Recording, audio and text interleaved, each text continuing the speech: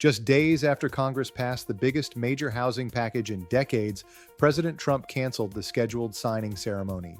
Predictably, the headlines made it sound as though the housing bill had been killed, but that is not what happened. It was not vetoed or rejected by Congress.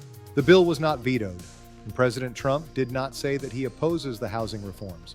Instead, he's delaying the signing until Congress acts on the Save America Act. That's legislation focused on proof of citizenship in federal elections. This is a story about presidential leverage, legislative priorities, and how Donald Trump negotiates. I'm Marc Renz, and this is the Real Estate Capital Desk. Let's break down what happened, why Trump believes this is the right move, and what builders should expect next. The housing package passed Congress with overwhelming bipartisan support, 85-5 in the Senate, and a similarly decisive margin in the House. President Trump was scheduled to sign it, but instead, he put the ceremony on hold until the Senate addresses proof of citizenship requirements in federal elections. So the situation is this. Trump is using a popular housing bill that nearly everyone wants signed as leverage to demand movement on election integrity. In Washington, leverage is temporary. Once a president signs a bill, that power disappears.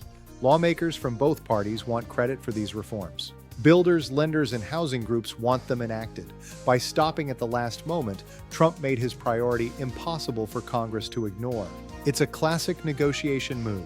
Identify what the other side wants, hold it back, and use that leverage to push for a larger objective. Importantly, this doesn't mean Trump opposes housing reform. The package includes policies to increase supply and reduce regulatory barriers, goals that fit his pro-growth agenda. The administration supported the package before this. The dispute isn't over the substance of the housing legislation, it's about timing and priority.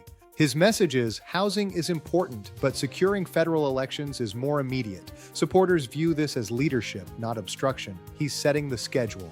Why could this work? Because the housing bill is enormously popular. Republicans want credit for production, and Democrats want credit for affordability. That broad industry support makes the bill a very valuable negotiating tool. It effectively places the pressure right back on the Senate to act. Instead of asking why the president won't sign, lawmakers are now forced to ask what they need to do to get the process moving forward again. Of course, there is risk. Builders and developers need predictability. They don't benefit when major legislation is caught in a political dispute. Agencies can't implement reforms that aren't law, and lenders can't adjust programs. A long delay could cause political conflict to overshadow the reforms.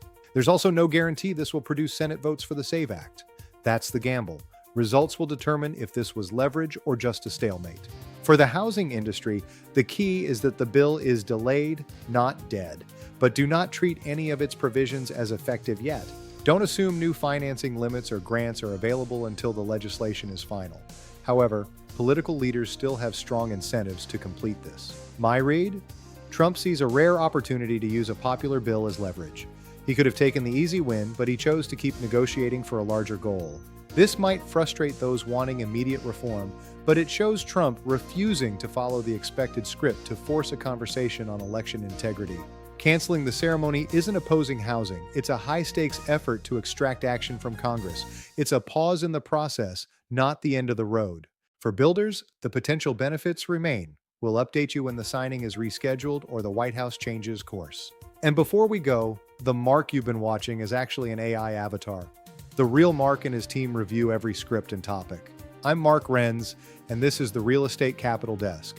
Like and subscribe for practical updates on housing policy and construction lending. Thanks for watching.